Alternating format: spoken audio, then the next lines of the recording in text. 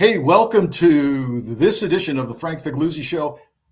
I am so thrilled you're here because I'm thrilled that our guest is on his way to us right now, and that is Congressman Jim Himes, one of the stellar members of Congress these days, and he's the ranking member of House Intelligence.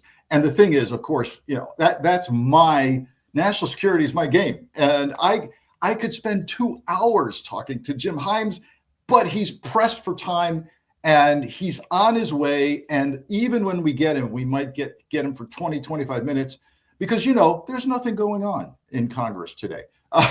I'm being facetious. Let me take this time to just introduce him and let you know, in case you haven't seen him lately, but he's so visible and so active and so effective. Jim Himes represents the 4th District in the United States House of Reps, where he is serving his 9th term. He serves as the ranking member of the House Permanent Select Committee on Intelligence, also known as HPSC, and on the House Financial Services Committee. When you think of those 2 committee assignments, you got to think things like, the Iran war. Think about the top secret classified information he's privy to as ranking member of House Intelligence.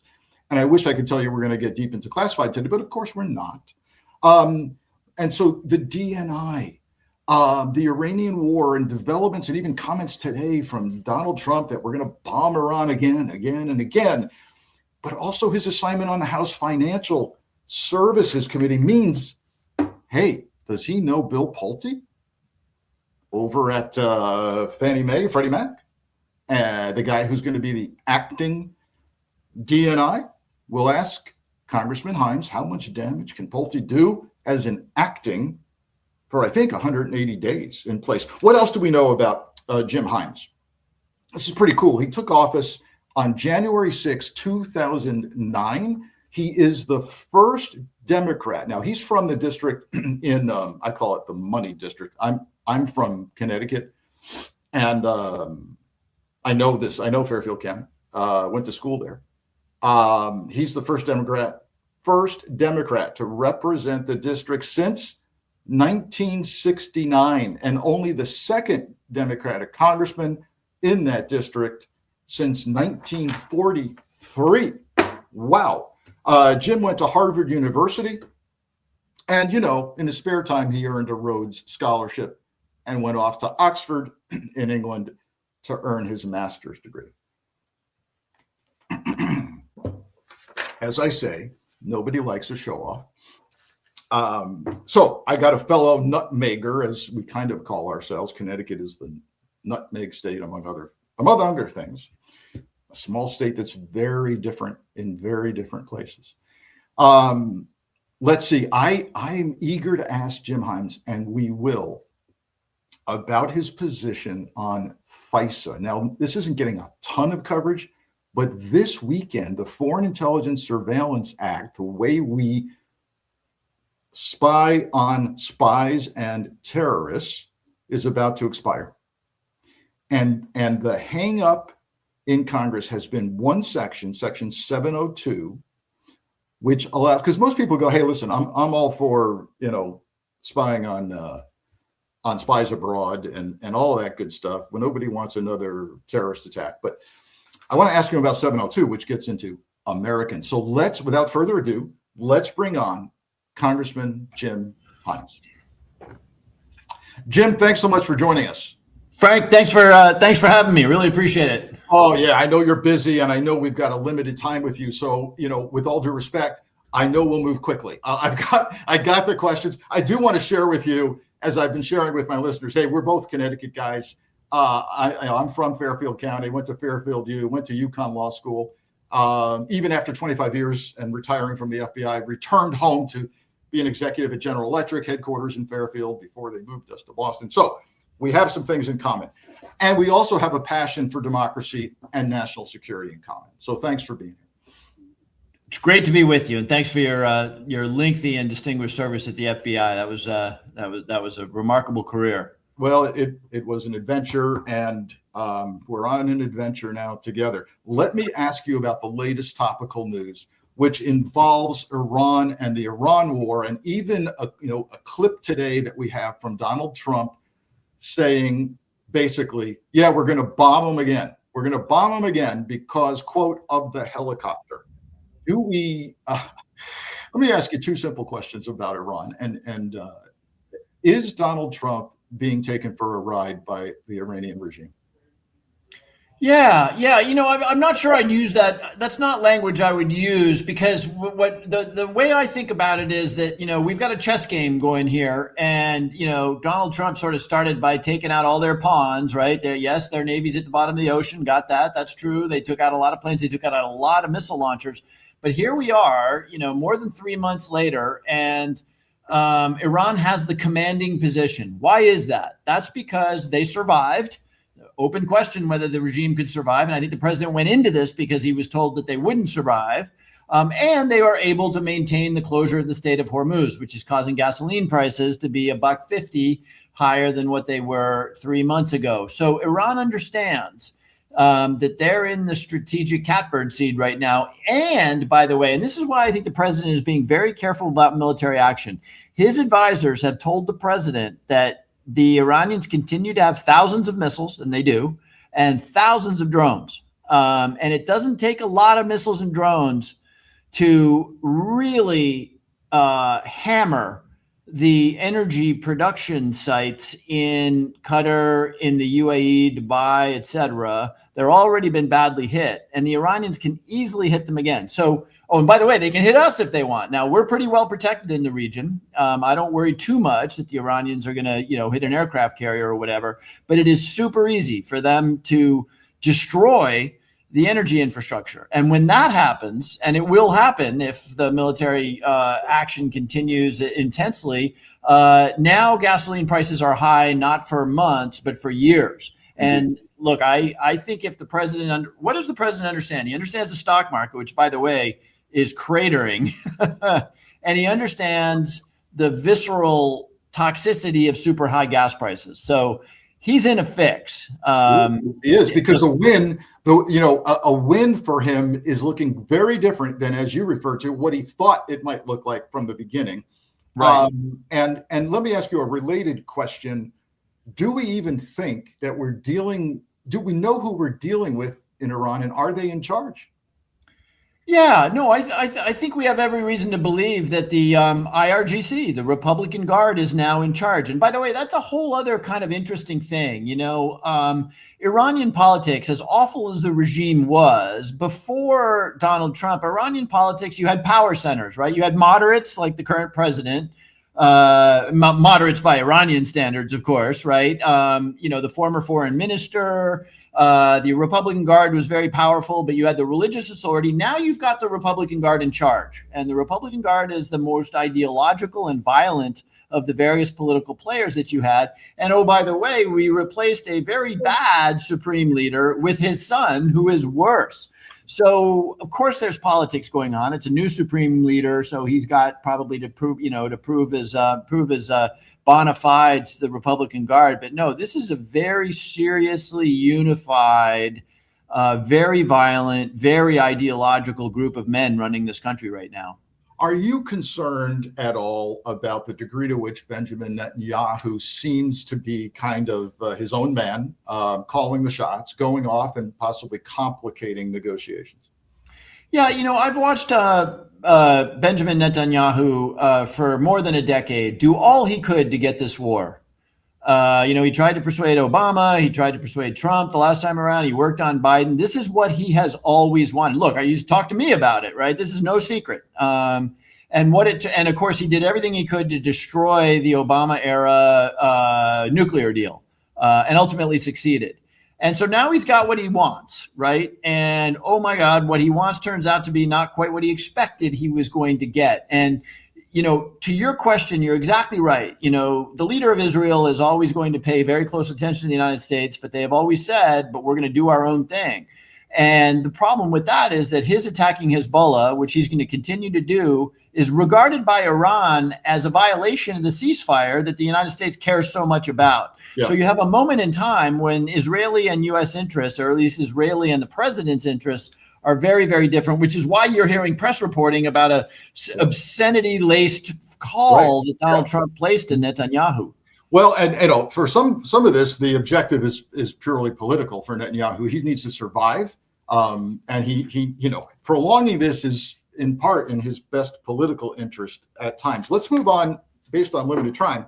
Let's talk about the fact that this morning President Trump signed off on the $70 billion new budget for ICE and CBP, and whether or not the Democrats were able to get any concessions, any change in behavior as part of that budget.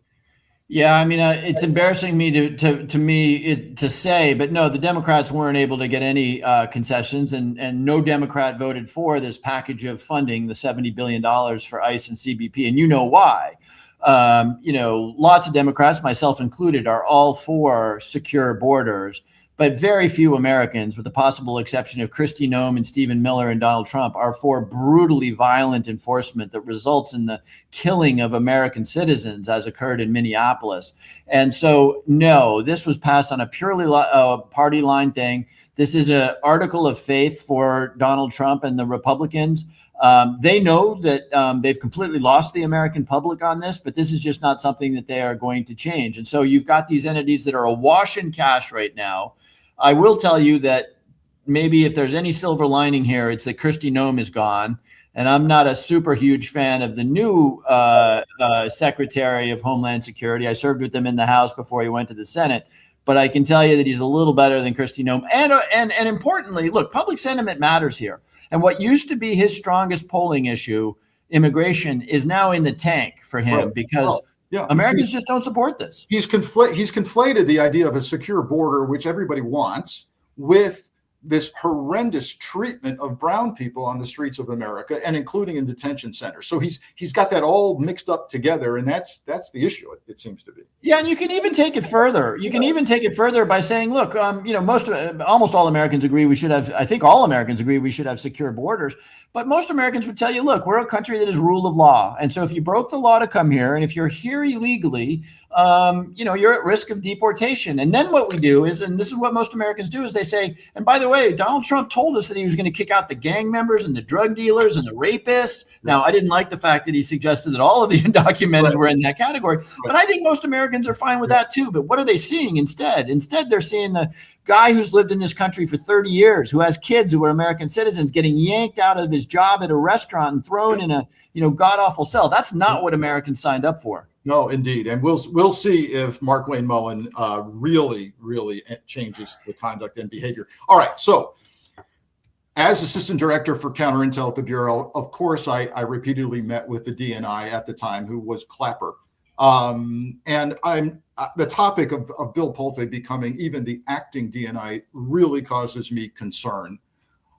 You've got two great assignments. You're also on the House Finance Committee. Did you have any engagement with Pulte in that role?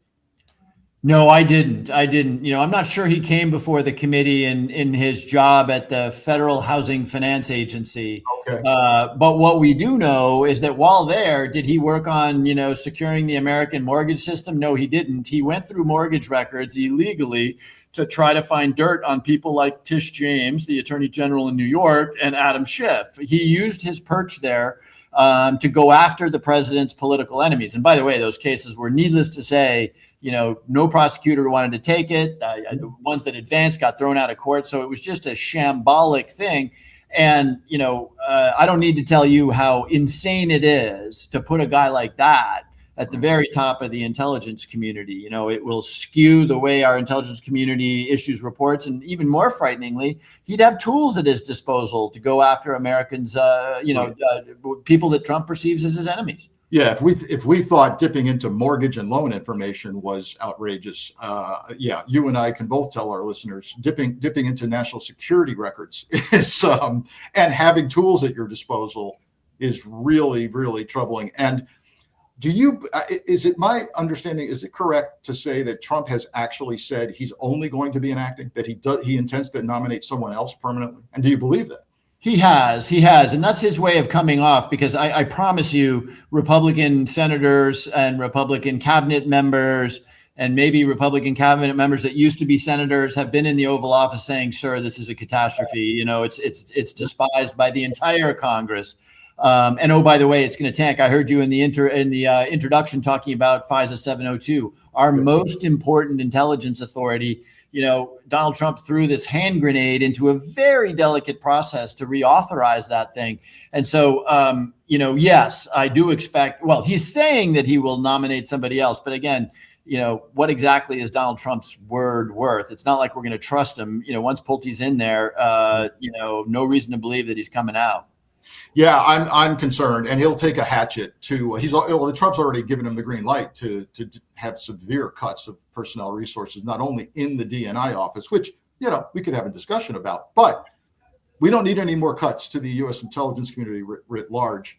Yeah, and I got to tell you, our allies and our adversaries are looking at this and thinking, my God, there's a home builder in charge of the intelligence community. And they're just, it's really the respect and credibility is being lost. Let's talk about FISA. As someone who, even as a young agent, appeared before the FISA court probably 30 times, and then as a supervisor and ultimately head of counterintel, signed off on hundreds of FISA affidavits. It's the 702 section that raises the issues, and you came up with, I saw it, your words on in the House, where you actually have this, probably one of the smartest solutions to this debate I've seen, which is that when the FBI wants to query the 702 database, and then for our listeners, that's intercepts from NSA, yet another 3-letter agency, that have targeted bad guys, terrorists and spies, and incidentally intercepted Americans abroad. And when the FBI wants to check and see if Frank Figliuzzi has ever showed up, even incidentally, in such an intercept, they have access to that database. And that's where the rub is. And I get it. Or if you had asked me about this 5 years ago, Jim, I would have said, Screw the debate. The FBI needs into that database quickly and needs to see if Americans are talking to bad people. I now don't, by the way, I've now changed my mind based on the abuses that I've seen. And I now like your suggestion. Tell us what your suggestion is. Yeah. Let's back it up just a little bit here, because it's important that people really understand this program, right? So it is our most important intelligence collection tool, right? To give you an example, roughly 60% of the president's daily brief, that's the daily brief to the president of the United States. Now, I don't have any reason to believe that this president reads that, but nonetheless, 60% of that information comes out of FISA 702 collection. And the way FISA 702 works is that, bad guys out there in Pakistan, terrorists, cartel members in Mexico, they send texts and emails. So FISA 702 allows us to go to U.S. companies. It's not actually SIGINT intercepts from NSA. 702 allows us to go to Verizon or Google or these companies and say, we want emails on these targets, suspected terrorists, suspected cartel members, hackers, and spies, basically those 4 categories. We want their emails. And Verizon is forced to hand them over. Okay, no problem. That everybody's okay with that. The problem arises because every once in a while, your terrorist suspect in Pakistan is talking to a cousin in Brooklyn, right? Yeah. Now, all of a sudden, you've got an American's text on the other side of that Pakistani terrorist suspect's email. And that's where the controversy arises, and rightly so, right? The NSA and FBI have no business having U.S. persons' communications. And the reason they are queried is because, as you pointed out, Frank, if an ISIS guy is talking to somebody in Brooklyn, we probably want to know why.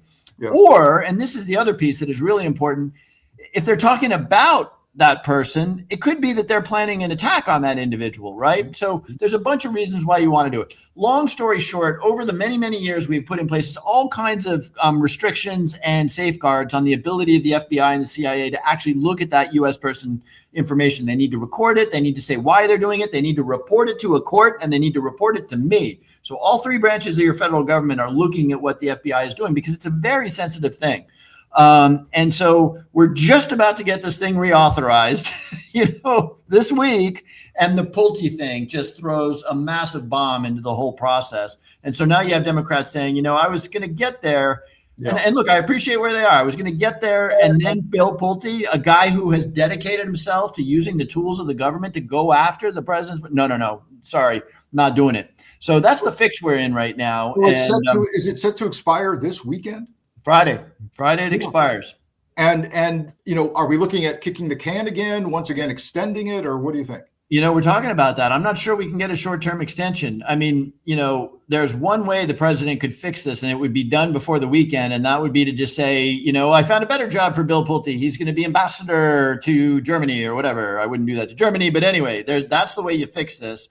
And you say the deputy over at ODNI, which is what the law requires, by the way, the deputy over there is going to take over while we're figuring out a Senate confirmed replacement. That's how we get this thing reauthorized. I mean, it seemed over the weekend that Trump doubled down on Pulte. He said he's starting earlier than scheduled, and Tulsi's got to pack her bags. So, and I can just tell what this conversation is. He's been told by Stephen Miller or one of his other, gremlins there that the Democrats are saying they're not going to reauthorize. And so he's like, oh my God, these radical left Democrats. Well, sir, you're the one who put in a completely unqualified guy with no security clearance and a history of going after your political enemies. So, he's saying, oh, well, yeah, if there's a terrorist attack, I'm just going to blame the Democrats, which is absurd. But, that's unfortunately what I think is happening. If FISA expires on Friday, are we talking about literally turning off all intelligence community intercepts? Not all intercepts. Again, remember, this is what we get from the email and the text companies. So just 702 would end?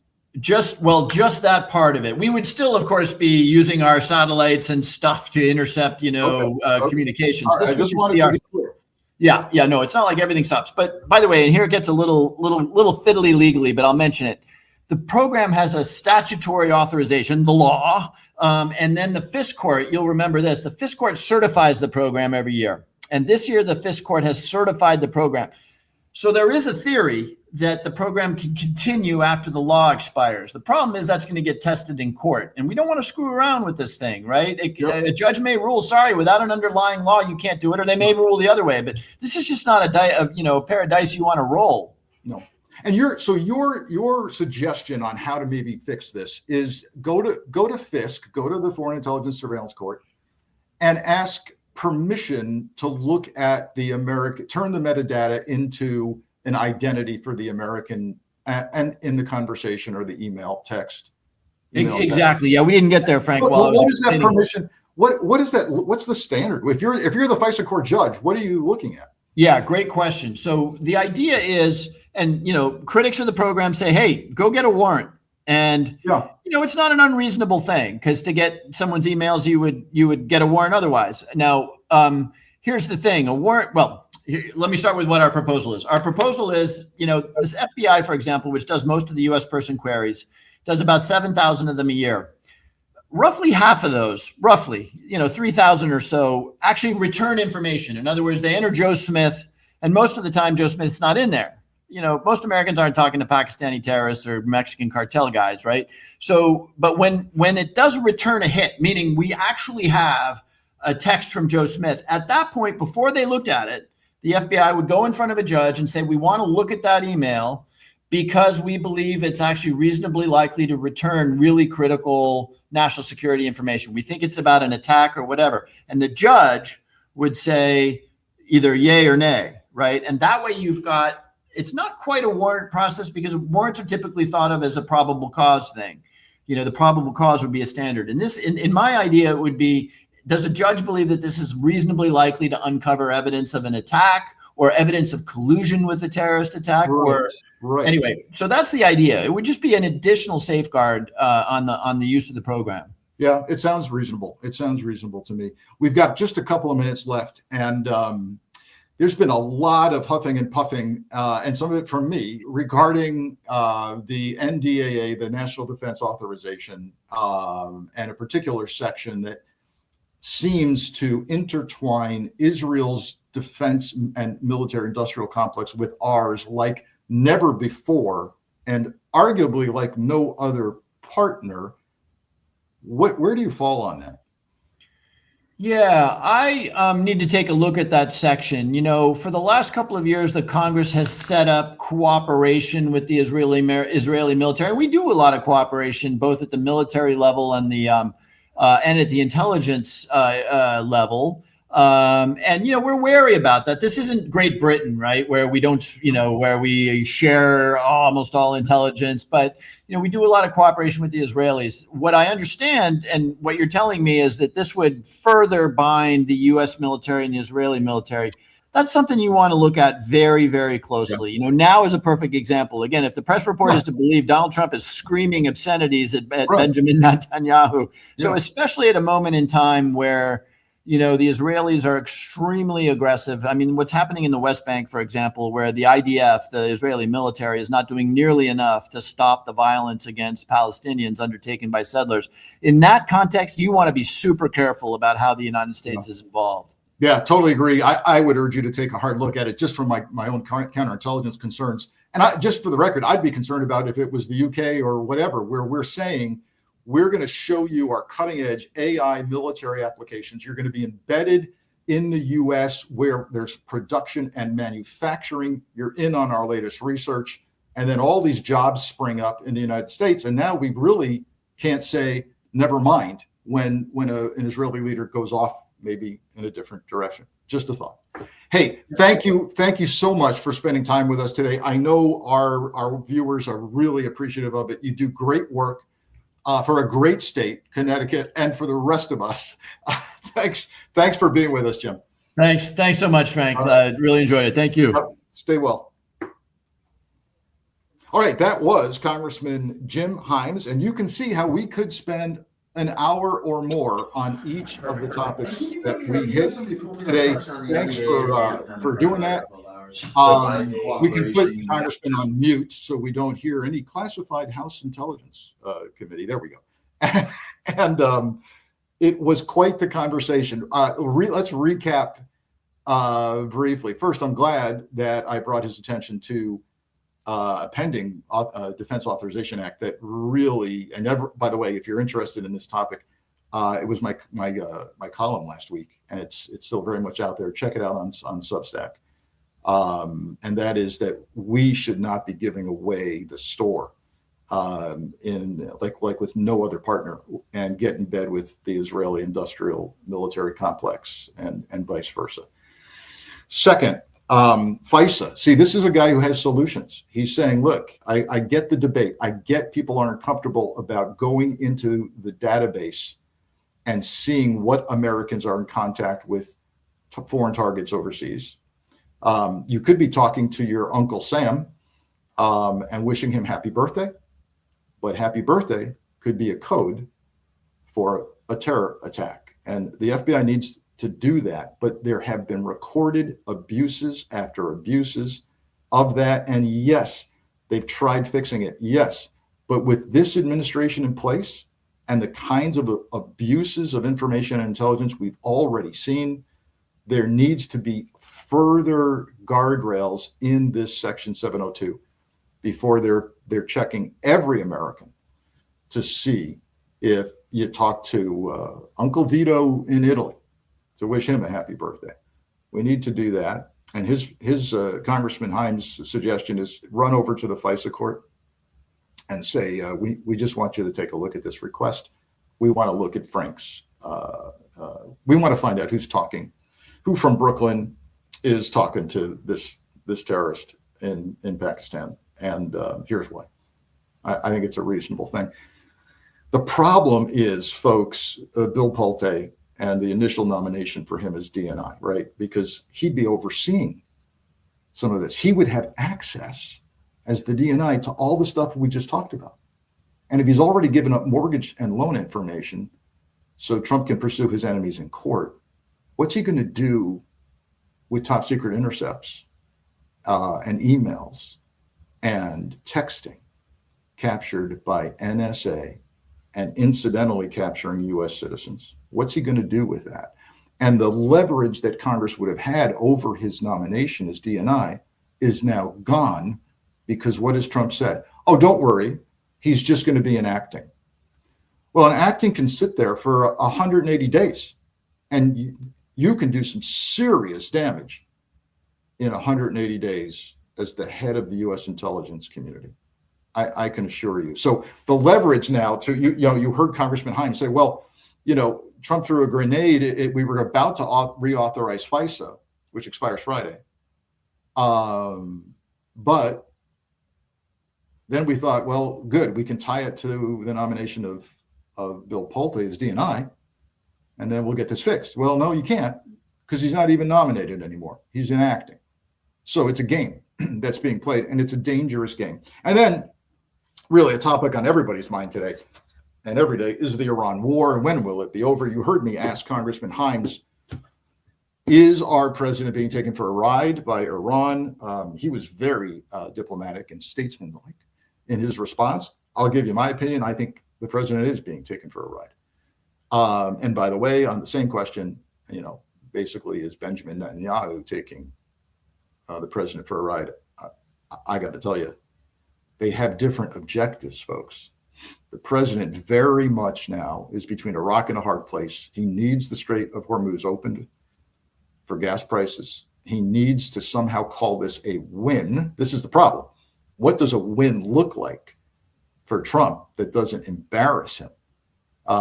He wants the nuclear dust. He says he wants Iran to no longer pursue a nuclear weapon. Good luck with that. By the way, they were not. I should have asked the congressman this, but time ran out.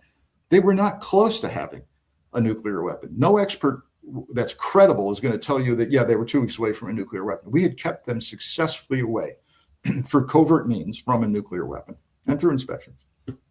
So a win looks different. Netanyahu, a win is continued violence and bombing. And he's got to take care of Hezbollah in Lebanon. And he doesn't want to get out of office, because when he gets out of office, Netanyahu is in big trouble. So let's just keep going. Different objectives, different measures of success. And I'm concerned. We keep hearing, oh, the war will be over in a couple of days, a couple of weeks. It's going nicely. Marco Rubio told Congress last week, the war is over. I mean, he looked them in the eye and he said, the war is over. It's not over. They drone attacked one of our Apache helicopters in the last couple of days. Thank God the service members in that helicopter were rescued in the water. But this isn't over, folks. And summer's coming. Okay. Thanks for joining me for a great discussion with Congressman Himes. We've got more great guests coming up.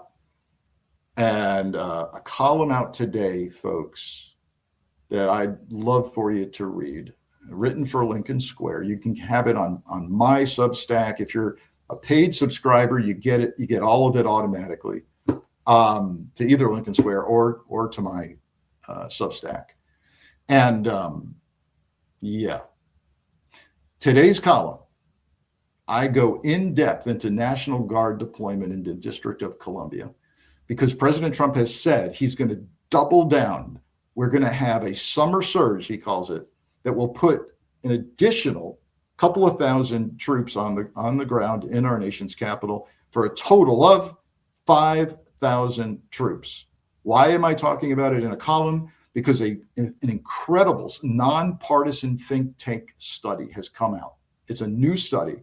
It goes in the weeds on the National Guard deployment so far for the past about a year, and whether or not it's true that, as Trump claims, DC is now the safest city in America.